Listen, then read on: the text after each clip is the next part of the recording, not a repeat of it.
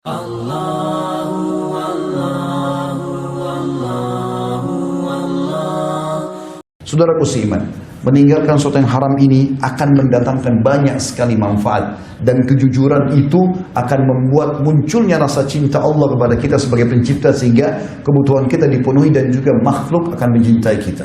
Dinukil sebuah kisah nyata bahwasanya ada seorang anak muda di Mekah. Anak muda ini kehidupannya miskin, tapi dia orang saleh. Pada saat dia keluar dari Masjidil Haram, dia temukan ada sebuah kantong berwarna biru tergeletak di tanah. Maka dia ambil benda tersebut lalu dibuka sama dia. Ternyata dalamnya ada batu zamrud berwarna biru. Kemudian dia pun naik ke atas sebuah batu yang cukup tinggi, lalu berteriak dengan suara keras, "Wahai muslimin, saya telah menemukan kantong ini. Siapa pemiliknya? Ambillah." Saking jujurnya orang-orang pada saat itu, saudaraku seiman, tidak ada yang datang mengaku. Orang semua pada lihat, karena di depannya banyak pedagang-pedagang, tidak ada yang mengaku. Dia ulangi 2 kali, dia ulangi 3 kali, sampai 10 kali diulangi, tidak ada yang mengaku kalau itu barang dia. Lalu anak muda ini kebetulan dikenal oleh masyarakat sekitar Masjidil Haram. Lalu dia mengatakan, andai saja ada yang mengetahui pemilik ini, tolong tunjukkan rumah saya. Yang terjadi, saudaraku seiman, setelah anak muda ini pulang ke rumahnya, tidak lama kemudian datang seorang bapak tua atau kakek tua, naik ke batu yang sama dengan hikmah ilahi. Kemudian dia mengatakan, "Wahai muslimin, saya kehilangan kantong berwarna biru.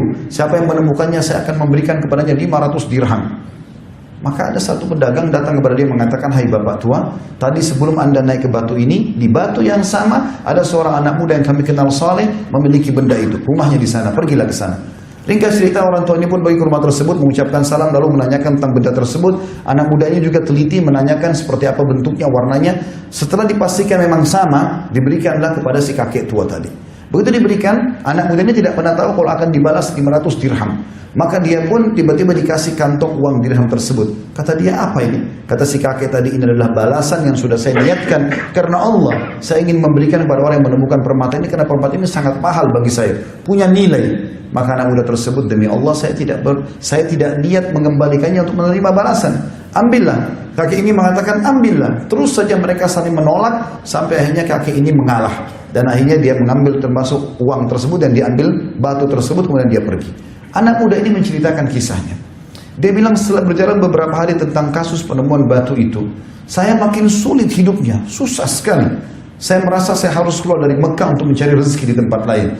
Dia pergilah ke Jeddah sekarang, naik kapal, ingin mencari rezeki. Pergi kemana? Ingin menyeberang ke wilayah Afrika, karena Timur Tengah Laut Merah berseberangan dengan Afrika.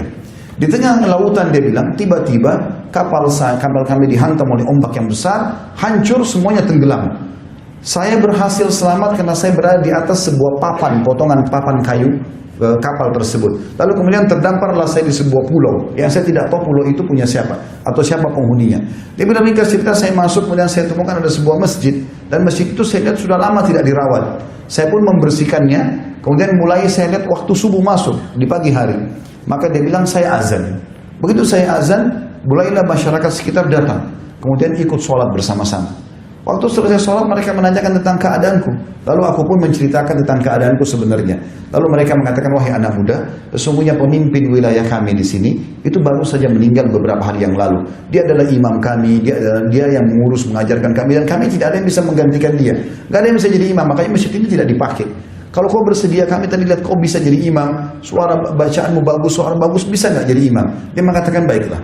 Maka dia bilang, anak muda ini cerita, "Saya pun tinggal beberapa bulan bersama mereka, mengajarkan mereka Al-Quran, mengajarkan mereka agama, dan mengimami mereka. Gak lama kemudian, masyarakat setempat datang lalu mengatakan, 'Wahai anak muda, kami ingin kau menikah dengan salah satu anak wanita terbaik di wilayah kami ini.' Awalnya dia menolak, tapi karena masyarakat mendesak terus, akhirnya dia meyakini, akhirnya dia menerima. Kemudian didatangkanlah anak perempuan tersebut menggunakan cadar, pas duduk depannya dibuka cadarnya dengan penuh kecantikan wanita tersebut, tapi anak muda ini justru tidak tertarik melihat wajahnya si wanita tadi. Kenapa? Karena ternyata di leher anak wanita ini ada kalung, dan di situ tergantung batu permata sama dengan yang dia temukan di Mekah sekitar beberapa bulan yang lalu. Maka anak muda ini terus melihat batu permata itu.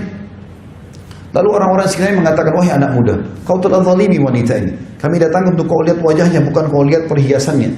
Maka dia mulai menceritakan, dia mengatakan, "Saya mohon maaf, saya punya kisah dengan batu ini, dan saya yakin itu. Berapa bulan lalu di Mekah ada seorang kakek tua begini diceritakan semua sampai selesai. Maka pada saat selesai tiba-tiba satu masjid bertakbir semuanya.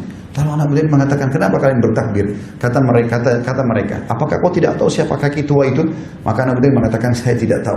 Kata mereka, itu adalah ayahnya anak perempuan ini. Dan dia pemimpin kami yang kami ceritakan meninggal dan tidak lagi ada yang menggantikannya. Dia waktu pulang dari Mekah menceritakan kisahnya bersama kami. Dan sebelum dia meninggal beberapa hari yang lalu, dia sempat mengatakan, ya Allah, aku tidak pernah menemukan laki-laki sejujur yang di Mekah itu, jadikan dia sebagai jodoh anakku. Dan kuasa Allah Subhanahu wa taala karena ketakwaannya dan meninggalkan yang haram, Allah jadikan dia mendapatkan permata itu. Dia cerita.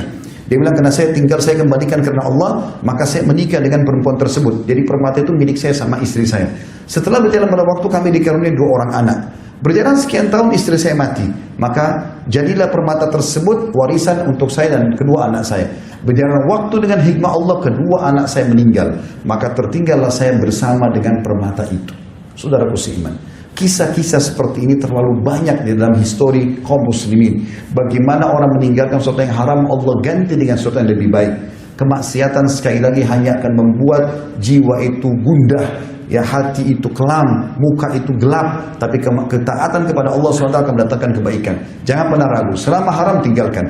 Ingat hadis pertama dari khutbah saya sampaikan, man taraka syai'an lillah abdalahu khairan min. Siapa yang meninggalkan sesuatu karena Allah, Allah akan gantikan sesuatu yang lebih baik.